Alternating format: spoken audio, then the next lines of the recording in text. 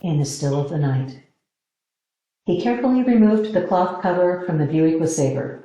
Bequeathed to him by his uncle, he'd never changed the registration. He just renewed it in the insurance online with no changes. He suspected he would have to do something more than that someday before he'd have to make a personal updated registration. He still wasn't sure how he was going to handle that.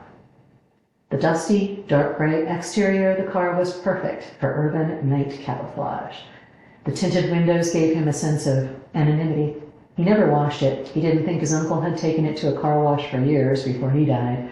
The dust kept streetlights from reflecting much off the metal in the windows. It was less visible that way. His headlights and taillights, necessary, unfortunately, were the only evidence of his passage. He always drove the car once a week, always leaving in the early morning and driving through various locations for about 10 miles just to keep it in good running order. He wouldn't want any surprise mechanical issues with this car. He always made sure the tarp he kept in the trunk was spread out evenly. He was well aware of the card's principle that a transfer of materials would occur anytime two objects touch each other.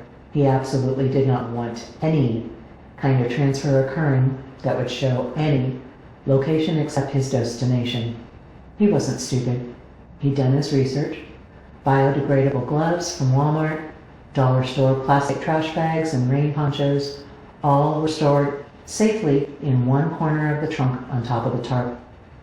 He opened the trunk lid silently and pulled out a fresh pair of gloves from the box, then put them on and removed and opened a new trash bag, placing it in the center of the tarp. He pulled the trunk lid down to almost, but not quite close, and went back inside the house. Returning to the car now, dressed in one of the 6 costumes that he also rotated, tonight he was dressed in a black t-shirt with a Raiders sport jacket and baseball cap. His natural black-brown curly hair carefully tucked under a blonde wig, wispy mustache of a darker shade of blonde drooping around his mouth. Wrangler blue jeans and dollar store tennis shoes, a size too big for him, completed the generic look. The backpack straps heavy in his hand.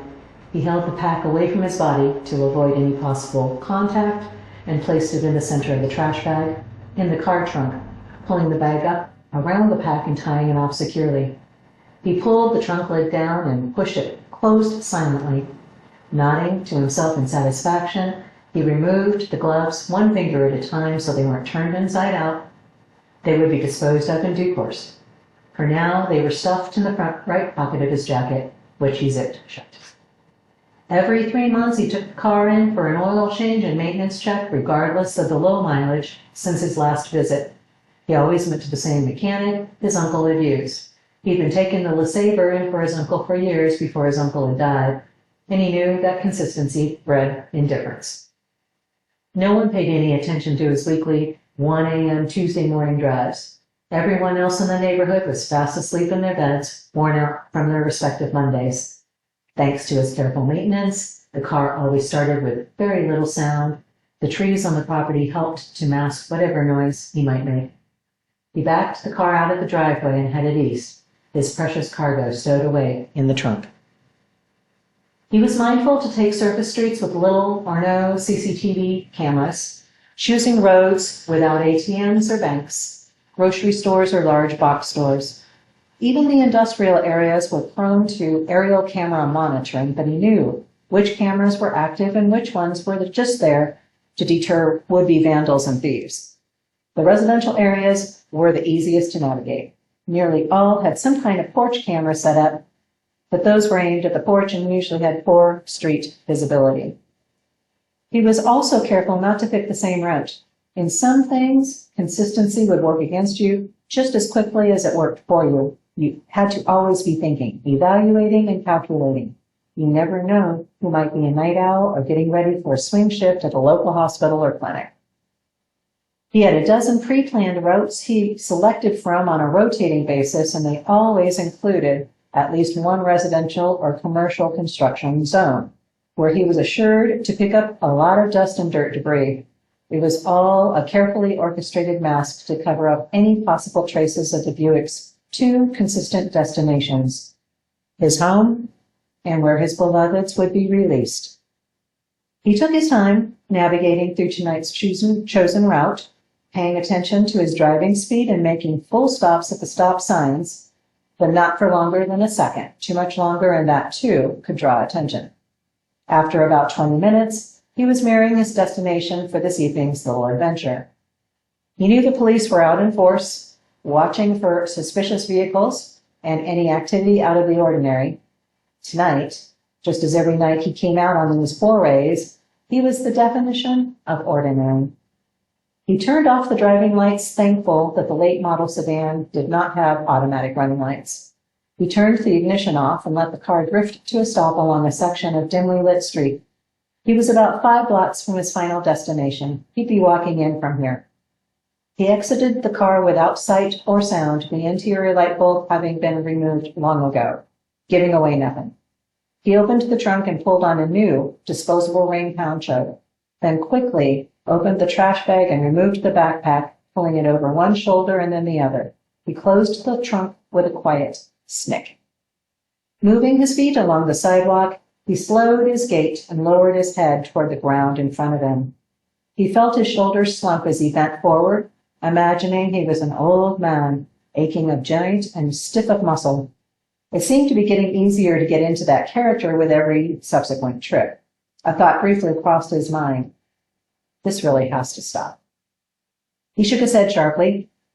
He never meant to hurt his beloveds. They were just so very fragile. No time for that now. He must get this task completed as quickly as possible. He always looked for possible next locations when he came out here, so while he was watching for any other travelers or the police, he was also scoping out a likely spot for next time, just in case. He never planned for this to happen the next time. He saw several options and pinned those in his mind. He had a nearly perfect memory, which helped with these little adventures as well as with his career. Satisfied with the information obtained, he headed to tonight's chosen destination. Everything was very quiet. Not even a faint breeze stirred the air. His shuffling steps seemed loud in the silence, so he stepped quietly off the path and into the grass. That was better. No need to attract unwanted attention. Behind and under a scrubby bush, in a small stand of trees, he pulled the gloves out from inside his jacket pocket and put them back on, then slid the backpack off of one shoulder to pull it around in front of him. He opened the zipper and removed the heavy trash bag from inside. He noted that he could barely smell anything coming from the bag and again nodded to himself. Crouching down, he placed the trash bag before him and shoved it as far as he could under the brush, pushing the dirt up in front to cover up the shiny black plastic as best as he could in the dark. He picked up some leaves and quickly brushed the dirt around the bush, then let the leaves fall to the ground. No one ever came to this part of the quarry. No one would find anything here for a long time. He hoped. He needed time. He headed back to the car, still in character, backpack now empty and light on his shoulders. He pulled the gloves off slowly and carefully as he walked under the trees, deliberately attempting to be as invisible as possible. He pulled out a small produce bag he had placed in his left jacket pocket and put the gloves inside, shoving it back into his pocket. As he got closer to the car, he straightened his posture and quickened his gait, now appearing more like a student out for a stroll, perhaps, than an old bum. He almost couldn't see his car hidden in the shadows, which made him smile. He opened the trunk, put the backpack into the trash bag once more, pulled the poncho off over his head, carefully, slowly, and put that in the trash bag as well, then tied off the bag and closed the trunk silently once again. He opened the driver's door and got in slowly, pulling it shut just as slowly and silently. He sat still in the car for a moment, just watching and listening to the night. There was nothing but him. He smiled and started up the car, gently putting it into gear and allowing it to coast forward without any lights until he neared the intersection.